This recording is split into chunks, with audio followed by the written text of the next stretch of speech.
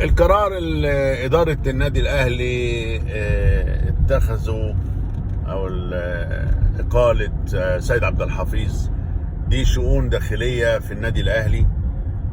ومفروض جمهور الكرة المصرية يحترم جدا قرارات الإدارية، على الأقل إنها بتصحح شيء.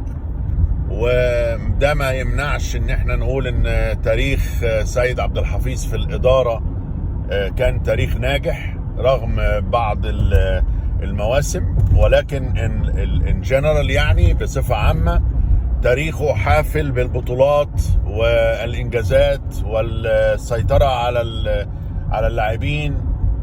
وده قرار يحترم. يعني إدارة الأهلي عندها القدرة تصدر قرارات والكل يحترمها، مش زي إدارات تانية ما بتبقاش قادرة تعمل حاجة.